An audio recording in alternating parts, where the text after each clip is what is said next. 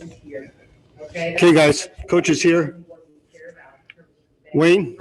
Yeah, obviously thrilled with the win. Really, thought we put on a really,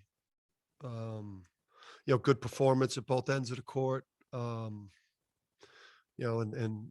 Tougher game. Obviously Providence coming in, having beaten us last week, and beating DePaul on the road, coming in, winning 2 in a row, and knowing how good of a coach Ed is, and how good of players Duke and Watson and Reeves are, and how well Horschler was playing. This obviously was an important win for us, and it was just a lot of guys contributed. Really proud, in particular, of Josh today. I thought that told the story of the game. Obviously, Bouknight's return was much needed, and Tyrese played great, and RJ's second half was exactly what we needed from that position. But Josh, what he did, really allowed us to get away from them. Go ahead, Wayne. Dan, going back to James, you've seen him in practice, but did he exceed your expectations of what he gave you today? He gave you so much, especially in that first half. Yeah, I was nervous about the game, because they got really athletic guards. Ed's teams historically are really tough defensively, physical. I was worried. He was better than I thought he was. He stumbled around a little bit out there. But I mean, you're talking about, one of the premier guards in the country. You upped the pace a lot more in this game. What did you do to attack Providence better than you did last week? We made more shots. They hadn't shown as much pressure going into our first game.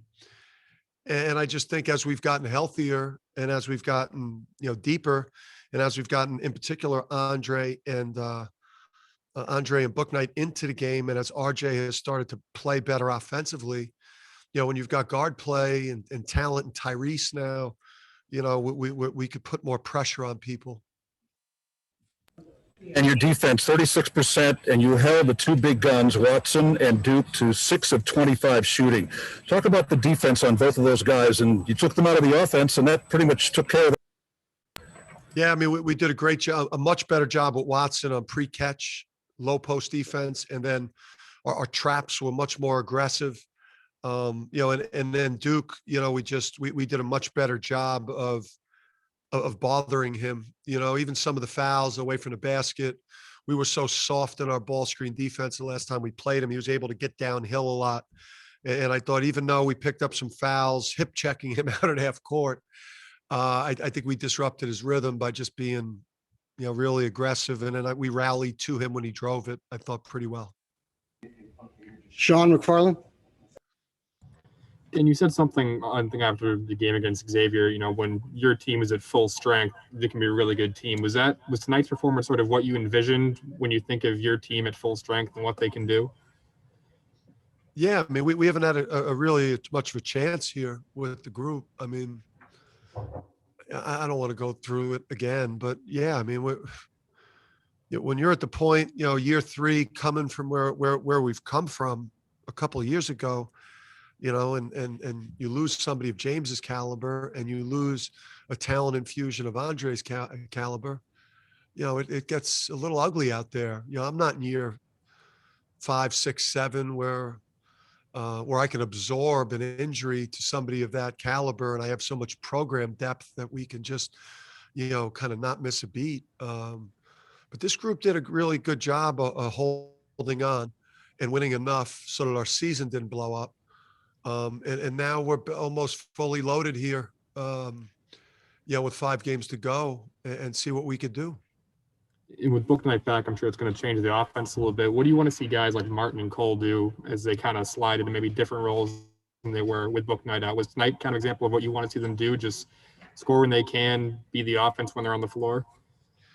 Yeah, I mean, we want those guys to generate offense and make plays. I mean, Tyrese kind of filled in, Tyrese, we got kind of the wing game that we were getting from CV and James last year when we got hot late and won a bunch of games where we got a couple guys on the wing that are giving us like, 16, 18, 20 a piece on the wing. And then a point guard that, they got you 13 and 5 and made huge plays in the second half. So we want those guys to, to create offense, to create offense for our team and, in ball screens and dribble handoffs and passing gets in transition, driving a close. I mean, those guys have to create offense. Obviously we could throw it into Adama. Isaiah is really good in the ball screen and roll game. Tyler, I thought was, filled his role perfectly for us today. Huge 3-point play from him today when they cut it to 12. So Andre's energy was incredible. And has made such an impact even without putting up gaudy numbers. Dave? I guess this is kind of a similar question, but it just your particular words, is the band back together now? I mean, you mentioned with not only James, but but with Andre healthy, a Cook. I know he only played a minute or so today, but do you feel, like a full team now? Yeah, and a Cook, today's a special day that I want to acknowledge. It was obviously a year anniversary of his injury. That was something that we rallied around as a team today. We wanted to get this one today. For the big fella, for Cook. I think he overdid it the last 2 days. I think he probably got too many practice reps yesterday and probably went a little bit too hard at shoot around today. Because we like pregame, he kind of, hinted to me a little bit that he wasn't feeling great, and that, could he maybe, give him a run at some point, maybe in the first half, and see if he could kind of find it, but he just didn't feel good, just like physically. So I think, Cook, we're gonna have to manage his practice reps because, we'd love to be able to try to get, like 10 to 15 out of him per game. So he's the one guy, Dave. But yeah, this is what we envision. Obviously, we don't have a lot of time to get this new group that's now together. The opportunity to blend and to develop that chemistry. But today obviously was a positive step. Gavin? Dan, how important was Tyrese's contribution when Bouknight was out? He scored in double figures every game. How important was his contribution? Yeah, I mean, Tyrese is, this was a guy that we knew would bring a ton of value. Small ball 4 with his toughness. Big wing when we're playing 3 perimeter. He's got some dog in him. He's improving. He's improved so much, and he's just scratching the surface. The guy, the guy is, the guy's got a chance to be a hell of a player. Dan, as you mentioned, James has such a small window now to kind of do what he wanted to do at UConn, to kind of get what he came for, reach the goals that he had. What's the mindset, the focus that you've seen in him leading up to this game? Knowing that he's kind of starting this small stretch to kind of do what he wants to do. Yeah, James. James a baller. Most people in his position, in terms of the culture of basketball, he's handled everything, really, really beautifully since he's been here. Since he established himself last year, with how he played late in the year and how that didn't affect him as a person, and how he interacted with his teammates and coaches. And I mean, he made a strong push. Again, we didn't get clearance from the surgeon, until after the Xavier game, but he made another hard push to get himself into the Xavier game. It means a lot to him to have played in this place, the history, the tradition, He's obviously going to come back and try to lead this team as far as he can take it, through the rest of the year. And then, he's going to be the next guy that goes into the NBA that, to continue that tradition. And he's aware of all of it. And he's okay. Just cramps or workload thing when he came out. Yeah, I mean, cramps. I mean, James does a bad job of conserving energy because he just flies all around the court. I mean, it's obviously good because he plays so hard, but yeah, it was just cramps. And, we probably played him in a little bit longer stretches. He looked gassed to start the second half. So I got him out kind of quickly there. I think our plan to start the second half was to try to play him like 4 minutes, 3 times in the second half.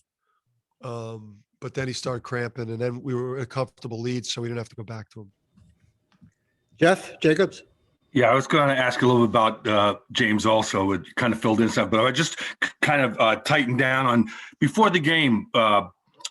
Dan, did you have a chat with him about how much you might use him? And then he came out. I mean, he was so spectacular. I mean, the putback dunk, 3 dribbles down on the fast break by himself, and then he was so good that he made the officials miss the backcourt pass by Whaley on his assist there. I mean, it was just so shot out of the gate. I was just wondering what was going through your mind during those minutes there. What was going through my mind? Yeah. That obviously I'm a better coach now. My job has gotten easier.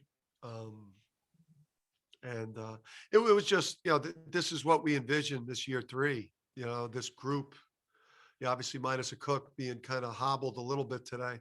This is just, it's what we envisioned. I mean, this is, it sucks that college basketball and our fans, had to, miss him for 40 whatever days since he's been out. But, like during COVID, when we don't have a lot of things to, and during a tough time for, just all people, I'm just happy that, hopefully that that he'll be able to be healthy and finish this season and, just, give, just the UConn fans deserve to see him play to end his career here. And then he deserves to get to wear this uniform because, he's really elevated us at a time when this program was in brutal shape 3 years ago. What he's been able to do for us the last 2 years, we owe him a lot. Gabby. Hey, what was that moment like at the very end? You guys started to run off the court. You called them all back. What did you say to them? And then what was going through your mind even after they left? You stayed out here a little bit. You looked at where the fans would be. What was that moment after the game for you? It's we talked as a staff today. I mean, it's hard not to let your mind drift a little bit about like what could have been. Like if there were fans today, sold out, arrival here, and Bouknight's return, what this building would have been like when he checked in, or when a Cook, so we were kind of like staff spent like 5 to 10 minutes talking about that. And, so for me at the end there, I was a little immature. I acted like there were fans there, and I wanted to celebrate something because this COVID season, it sucked in a lot of ways. It's been hard on these players and on coaches across the country because, the reward for all of us is to get to play in front of our great fans and to play in front of road crowds. That's like, it's the great part of the job. It's just that emotion that you get from it. So for me, it was just like trying to replace some of that. Plus I wanted to say hi to my lovely wife, Andrea. And then I just told the team, like there's no crowd here, like home court. I don't know what that means anymore, but we ain't losing in here the rest of the year. We got a couple games left in here. We're not losing in here.